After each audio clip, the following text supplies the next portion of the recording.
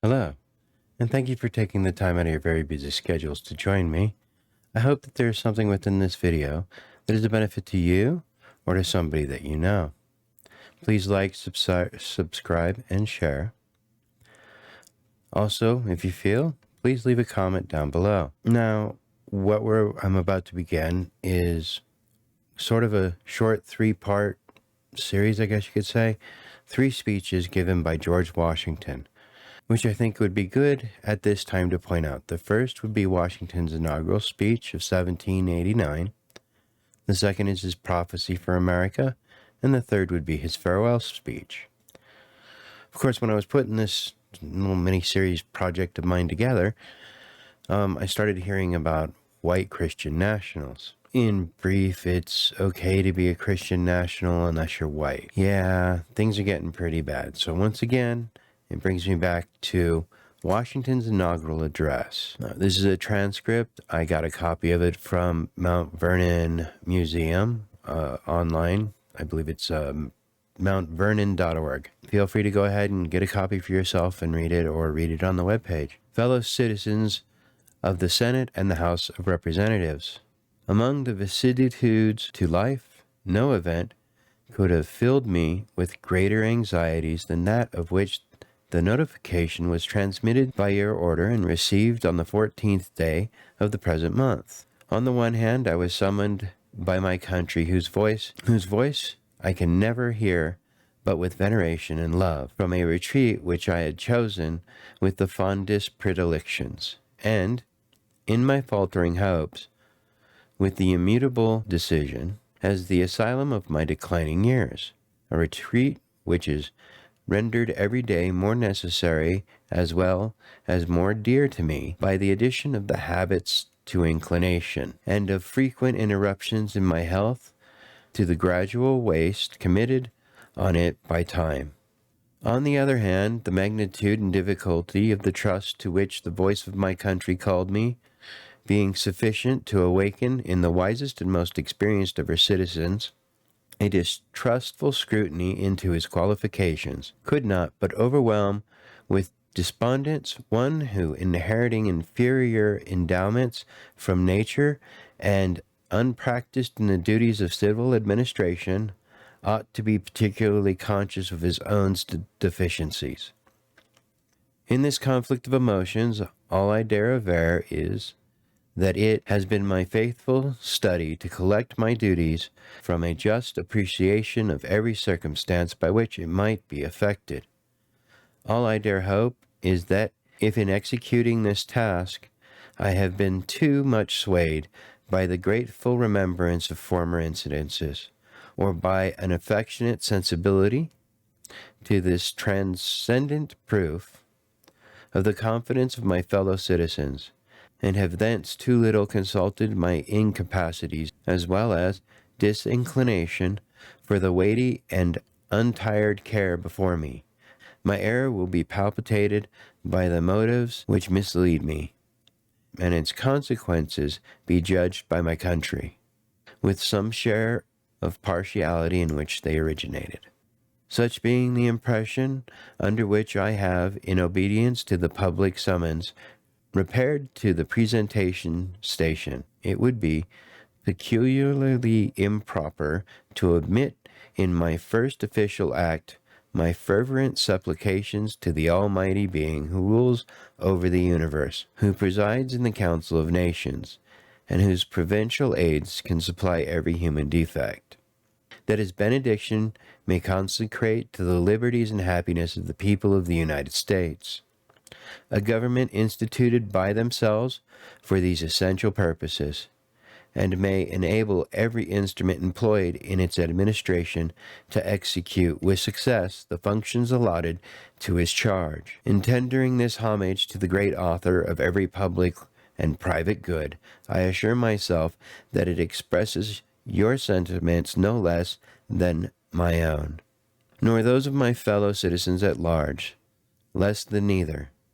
No people can be bound to acknowledge and adore the invisible hand which conducts the affairs of men more than the people of the United States. Every step by which the advance to the character of an independent nation seems to have been distinguished by some token of providential agency. And in the important revolution just accomplished in the system of the united government, the tranquil deliberations and voluntary consent of so many distinct communities, from which the event has resulted, cannot be compared with the means by which most governments have been established. Without some return of pious gratitude, along with a humble anticipation of the future blessings which the past seems presage. These reflections arising out of the present crisis have forced themselves too strongly on my mind to be surpassed. You will join me, I trust, in thinking that there are none under the influence of which the precedences of a new and free government can more auspiciously commence. By the article establishing the executive department, it is made the duty of the President to recommend to your consideration such measures as he should judge necessary and expedient. The circumstances under which I now meet you will acquit me from entering into the subject further than to refer to the great constitutional charter under which you are assembled, and which, in defining your powers, designate the objects to which your attention has been given. It will be more consistent than those circumstances, and far more congenial with the feelings which actuate me, to substitute, in place of a recommendation of particular measures, the tribute that is due to the talents and rectitude and the patriotism which adorns the character selected to devise and adopt them. In these honorable qualifications I behold the surest pledges that, as on one side, no local prejudice or attachments, no separate views, no party amenities, will misdirect the comprehensive and equal eye which ought to watch over this great assemblage of communities and interests. So on another, that the foundations of our nation's policies will be laid in the pure and immutable principles of private morality, and the preeminence of a free government be exemplified by all the attributes which can win the affections of its citizens and command the respect of the world.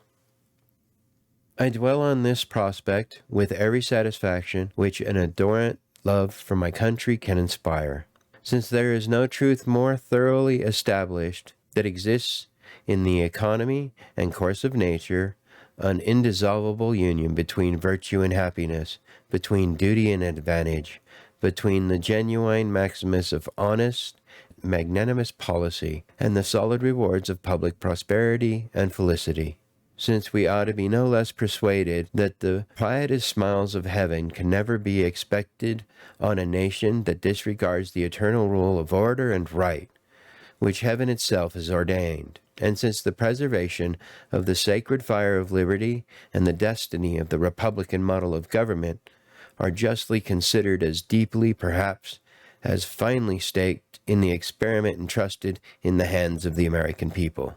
Besides the ordinary objects submitted to your care, it will remain with your judgment to decide how far an exercise of the occasional power delegated by the 5th article of the Constitution is rendered expedient at the present juncture by the nature of objections which have been urged against the system, or by the delegation of an inquietude which has given birth to them.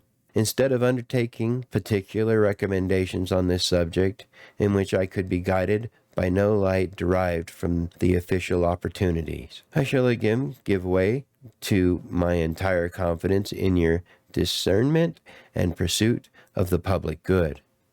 For I assure myself that whilst you carefully avoid every alteration that might endanger the benefits of the United States and effective government, or by which ought to await the future lessons of experience, a reverence for the characteristic rights of freedom, and a regard for the public harmony will sufficiently influence your deliberations on the questions of how far the former can be more impregnably fortified, or the later be safely and advantageously promoted. To the preceding observations, I have one to add, which will be the most properly addressed to the House of Representatives.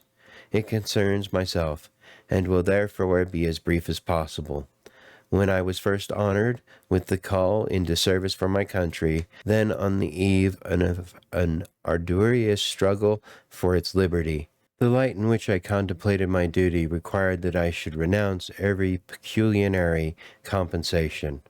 From this resolution I have in no instances departed, but being still under the impression which produced it, I must decline an inacceptability to myself, any share in the personal annulments, which may be dispensably included in a permanent provision for the executive department, and must accordingly pray that the pecuniary estimates for the station in which I am placed may, during my continuance in it, be limited to such an actual expenditure as the public good may be thought to require.